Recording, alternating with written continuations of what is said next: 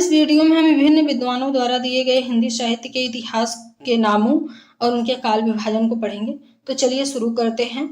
जो George Grierson है, इन्होंने अपने इतिहास ग्रंथ the modern vernacular literature of Hindustan, इसमें इन्होंने हिंदी साहित्य के कालों को 11 अध्यायों में बांटा है। इनके इतिहास ग्रंथ the modern vernacular literature of Hindustan को हिंदी साहित्य का सच्चा इतिहास माना जाता है, जो इंग्लिश में लिखा गया है, अंग्रेजी में लिखा गया है। इससे इन्होंने 11 अध्यायों में हिंदी साहित्य के इतिहास के कालों को बांटा है। इसमें इतिहास का केवल प्रवृत्तिगत विभाजन किया गया है। इन्होंने अपने इतिहास ग्रंथ में हिंदी का जो काल है उसका प्रवृत्तिगत विभाजन किया है। इसके नामकरण का कोई एक आधार नहीं है, इसमें वैज्ञानिकता का अभाव है। इसमें इन्होंने अध्यायों को अधिक रखा है और उसका काल विभाजन इसको मानना ठीक नहीं है। इन्होंने जो इतिहास ग्रंथ में अपने काल विभाजन किया है हिंदी साहित्य का, उसे अत्यधिक ज़्यादा ही अध्यायों में बांट दिया है। और इनका जो काल विभाजन है उसमें पहला जो काल है वो है चारण काल।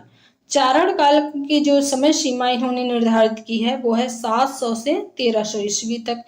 दूसरा विभाजन इनका है 15वीं शती का धार्मिक पुनर्जागरण। जायसी की प्रेम कविता, ये तीसरा विभाजन है।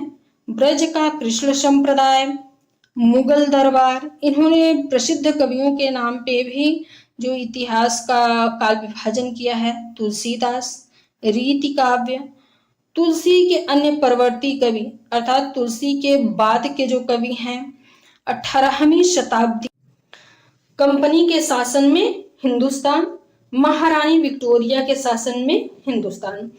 इन्होंने चारण काल के अंतर्गत 9 कवियों को शामिल किया है। इन्होंने जो पहला काल विभाजन किया है चारण काल, इसके अंतर्गत इन्होंने 9 कवियों को शामिल किया है। आगे देखते हैं। जो अगला काल विभाजन है वह मिश्र बंधु का। मिश्र बंधुओं ने मिश्र बंधु विनोद में 2 तरह से काल विभाजन किया है, जिसमें से एक काल विभाजन हम उनका पढ़ेंगे जो है सामने दिया गया है आपकी आरंभिक काल। आरंभिक काल को इन्होंने 2 भागों में बांटा है, पूर्वारंभिक काल और उत्तरारंभिक काल। पूर्वारंभिक काल जो है इनका, वह इन्होंने 700 से 1343 विक्रमी संवत तक माना है। उत्तरारंभिक काल को इन्होंने 1344 से 1444 विक्रमी संवत तक माना है। अगला जो इनका काल विभाजन है वह माध्यमिक काल। माध्यमिक काल को इन्होंने 2 भागों में बांटा, पूर्व माध्यमिक काल और प्रौढ़ माध्यमिक काल। पूर्व माध्यमिक काल को इन्होंने जो समय सीमा निर्धारित की है 1445 से 1560 विक्रमी तक, और जो प्रौढ़ माध्यमिक काल है इसकी समय सीमा 1561 से 1680 विक्रमी संवत तक मानी है।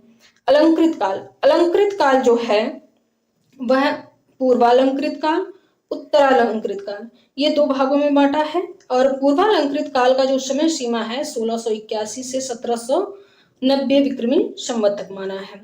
उत्तरालंकृत काल की समय सीमा जो है वो 1791 से 1789 विक्रमी संवत तक माना है। इन्होंने अगला जो विभाजन किया है वह है परिवर्तन काल। परिवर्तन काल की इन्होंने जो समय सीमा दी है वह 1890 से 1925 विक्रमी संवत तक माना है। अगला जो है वर्तमान काल। वर्तमान काल इन्होंने 1926 विक्रमी संवत से अभी तक के समय को माना है। और ये जो परिवर्तन काल है इसकी समय सीमा एक बार पूछी जा चुकी है, और इसमें शायद माध्यमिक काल जो है इसको भी एक बार पूछा जा चुका है। तो परिवर्तन काल जो है वो टीजीटी पीजीटी में एक बार पूछा गया है, इसलिए हम इसे याद रखेंगे। तो चलिए आगे देखते हैं। आगे है मिश्र बंधुओं का जो काल विभाजन है उसमें एक रूपता नहीं है, एक जैसा इन्होंने काल विभाजन नहीं किया है। आरंभिक, माध्यमिक और वर्तमान काल जो है इन्होंने विकासवादिता के आधार पे, अलंकृत काल इन्होंने आंतरिक प्रवृत्ति के आधार पे नाम दिया है। तो आरंभिक, माध्यमिक और वर्तमान काल इन्होंने विकासवादिता के आधार पे, अलंकृत काल जो इन्होंने आंतरिक प्रवृत्ति के आधार पे नामकरण किया है।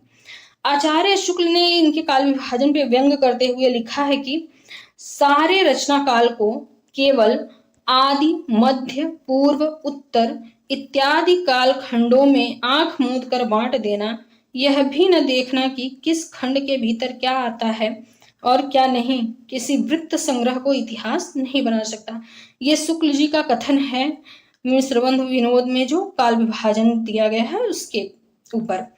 तो ये भी पूछा जाता है मिश्रबंधुओं के जो इतिहास ग्रंथ हैं उसको इन्होंने शुक्ल जी ने क्या नाम दिया है, तो वो नाम दिया है वृत्त संग्रह इन्होंने कहा है। आचार्य शुक्ल का अगला काल विभाजन हम पढ़ेंगे। तो आचार्य शुक्ल का जो काल विभाजन है वह सर्वमान्य है, जिसे हम पढ़ने वाले हैं। तो इन्होंने जो पहला विभाजन किया है वो कहा है आदिकाल। आदिकाल को ही इन्होंने वीरगाथा काल नाम दिया है, जिसपे बहुत ही विवाद रहा है वीरगाथा काल पे, जिसका समय इन्होंने निर्धारित किया है संवत 1050 से 1375 विक्रमी संवत तक। पूर्व मध्यकाल, पूर्व जो मध्यकाल है उसको इन्होंने भक्ति काल कहा है। भक्ति काल जो है उसका समय सीमा 1375 से 1700 विक्रमी संवत तक मानी जाती है। अगला जो है उत्तर मध्यकाल, उत्तर मध्यकाल को इन्होंने रीतिकाल नाम दिया है। इसकी जो समय सीमा है 1700 से 1900 विक्रमी संवत तक मानी जाती है। और अगला जो है वह है आधुनिक काल, इसे गद्य काल इन्होंने नाम दिया है, संवत 1900 से 1984 विक्रमी संवत तक। और जो इन्होंने दोहरा नामकरण किया है इसमें वीरगाथा काल, भक्ति काल, रीति काल और गद्य काल। आधुनिक काल को इन्होंने गद्य काल कहा है और आदि काल को इन्होंने वीरगाथा काल नाम दिया है।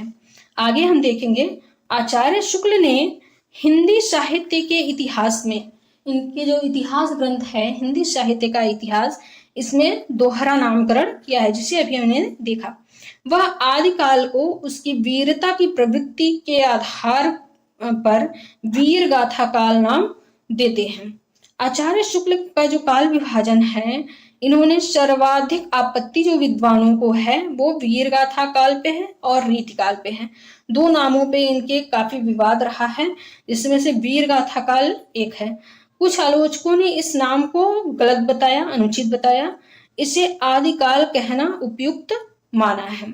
जो आदिकाल नाम है वो हजारी प्रसाद द्विवेदी जी ने दिया है, जिसे उपयुक्त माना है, सही बताया है विद्वानों ने।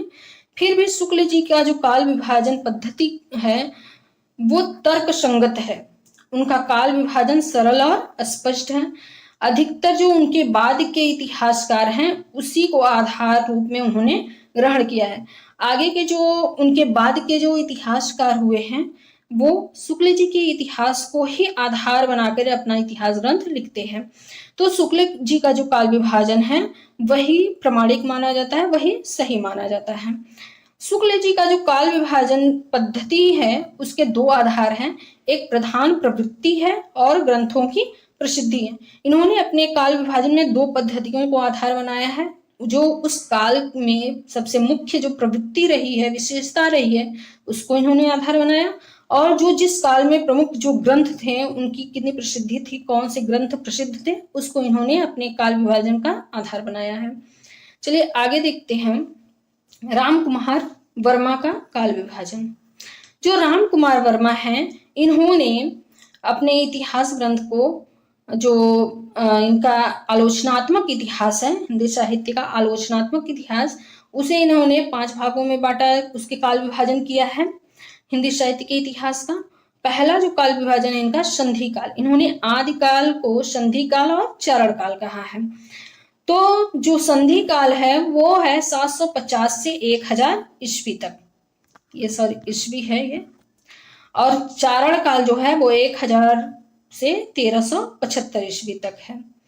इन्होंने भक्ति काल 1375 से 1700 तक माना है। रीति काल को इन्होंने 1700 से 1900 तक माना है। आधुनिक काल को इन्होंने 1900 से अब तक का जो समय है उसे आधुनिक काल कहा है। तो जो आदि काल है इसे इन्होंने संधि काल और चारण काल नाम दिया है। भक्ति काल 1375 से 1700, रीति काल 1700 से 1900, आधुनिक काल 1900 से अब तक इन्होंने माना है। इनका जो इतिहास ग्रंथ है वह केवल भक्ति काल तक है, भक्ति काल तक का इन्होंने वर्णन किया है अपने इतिहास ग्रंथ में। आगे हैं गणपति चंद्र गुप्त। गणपति चंद्र गुप्त जो हैं इन्होंने अपने इतिहास ग्रंथ में, जो हिंदी साहित्य का इतिहास है, उसका काल विभाजन आदिकाल, आदिकाल सन 1184 से 1350 ईस्वी तक माना है। पूर्व मध्यकाल, जो पूर्व मध्यकाल है उसे 1350 से 1600 तक माना है।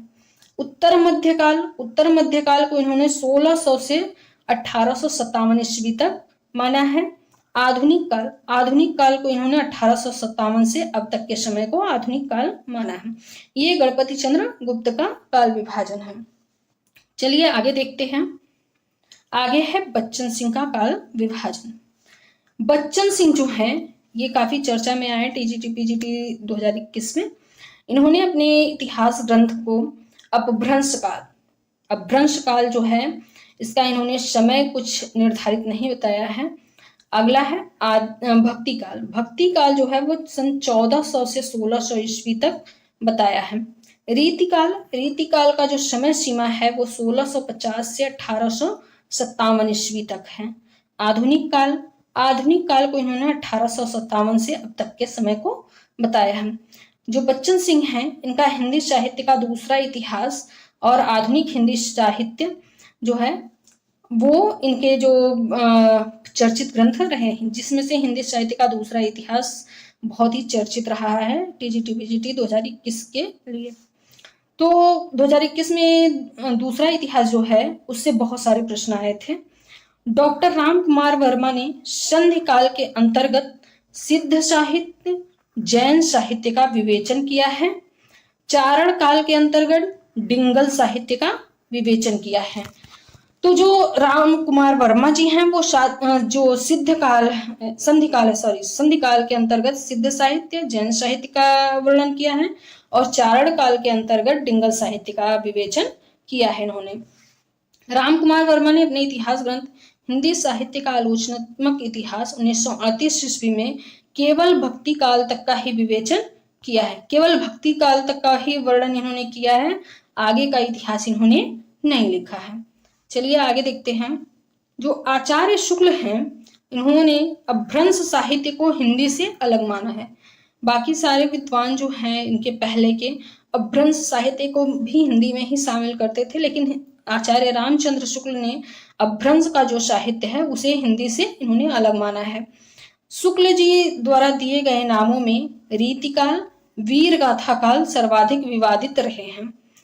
हिंदी साहित्य का प्रवृत्तिगत विभाजन ग्रियर्सन ने और कालगत विभाजन मिश्र बंधुओं ने किया है। कभी कभी ऑप्शन में दे देता है किसने प्रवृत्तिगत विभाजन किया है और किसने कालगत विभाजन किया है। हिंदी का जो संत काव्य है वह पूर्ववर्ती सिद्धों, नाथ पंथियों के साहित्य का महज एक सहज विकसित रूप है। ये कथन हजारी प्रसाद द्विवेदी जी का है। हिंदी का संत काव्य पूर्ववर्ती सिद्धों, नाथ पंथियों के साहित्य का सहज विकसित रूप है। ये जो कथन है वो हजारी प्रसाद द्विवेदी जी का है। हिंदी के प्रेमाख्यानों का मूल स्रोत संस्कृत, प्राकृत, अपभ्रंश की काव्य परंपरा है। ये कथन भी हजारी प्रसाद द्विवेदी जी का है। ये दो कथन हमें याद रखने होंगे। कभी कभी कथन दे करके भी पूछ लेता है किसका कथन है, तो उसके लिए हिंदी के प्रेमाख्यानों का मूल स्रोत संस्कृत, प्राकृत, अपभ्रंश की काव्य परंपराएं हैं। ये हजारी प्रसाद द्विवेदी जी का कथन है। और इस वीडियो के लिए